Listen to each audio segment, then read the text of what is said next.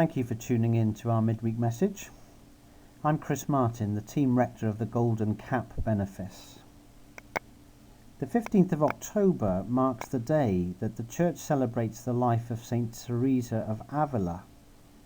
Teresa was a Spanish noblewoman who was called to the religious life and became a teacher of the faith.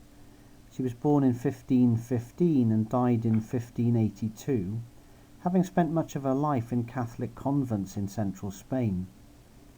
She wrote several books and prayers, and one of her most famous quotes is the one that you can see on screen, and which I hope you'll agree is certainly apt for our time. It's only in the last 10 years or so that the life of the saint celebrated by the Church has become meaningful to me in some way. It started on retreat in Northumbria 10 years ago, when I discovered a deep and mysterious connection with some of the Celtic saints who had once roamed that part of the world, saints like Aidan and Cuthbert. But I'll tell you about them another time. A year later, while I was a curate in the Diocese of Norwich, I had the opportunity of joining some other curates on a pilgrimage around Avila in central Spain, in the footsteps of Saint Teresa and her contemporary Saint John of the Cross. And with this newfound connection to and appreciation of the life of the saints, I decided I would go, and not just because the weather was set to be really good.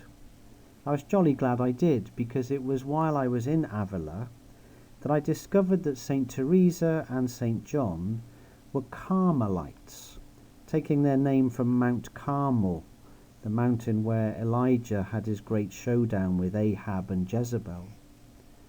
And Carmelite spirituality seeks to be contemplative.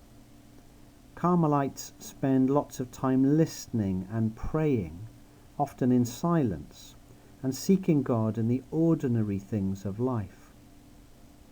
And they recognize that their particular gift is to form praying communities at the service of all God's people. This is the gift that God has graced them with for the benefit of the Church and the world. And on the trip we visited several Carmelite convents and monasteries, and for some of them their main purpose in their community life together was simply to offer God's world up to God in prayer. Now it's the responsibility, of course, of all Christian people to pray for the needs of the world, but I found it deeply reassuring that God calls some people together in communities to continually pray and to intercede for the world, pouring prayer into the darkest situations and places. How we need such prayer at this time in our lives. And maybe that's your calling too. Struggling to pray, as I often do, when we visited one of the Carmelite convents on our trip to Avila, I was able to ask one of the sisters a question I'd been burning to ask throughout my time there.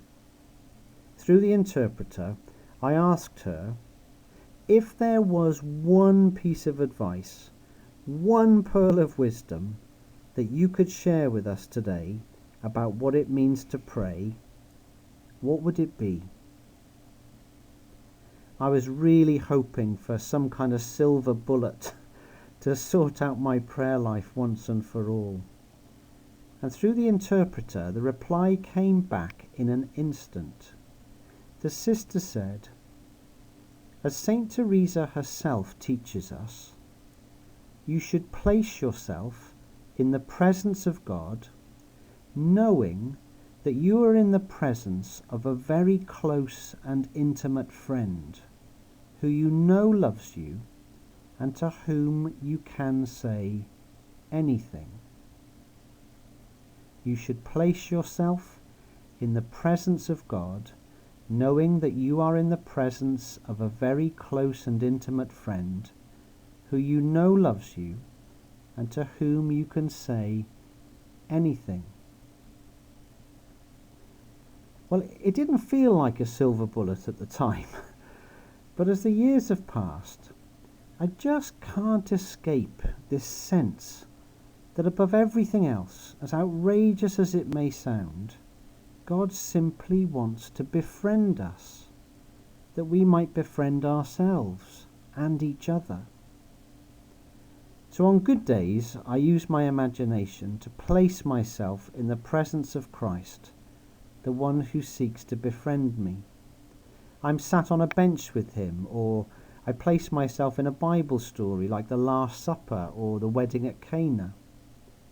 And in the company of Christ, I do my best to share with him what's on my heart, if I know it. And then I listen for his reply. And what I've noticed is that the words that come back in my imagination are always gentle, always loving, always affirming. They challenge sometimes, but not in a critical way. This gentle, friendly, kindly voice makes such a change to the self-critical voice I often hear in my head, and which you may hear in yours too.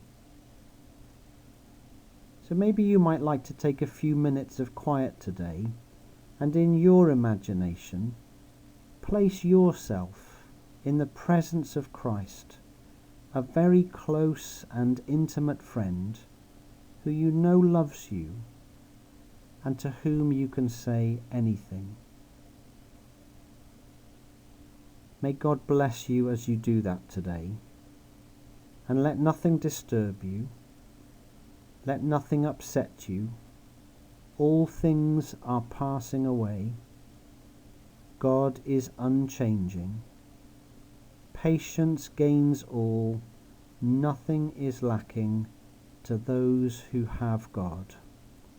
God alone is sufficient.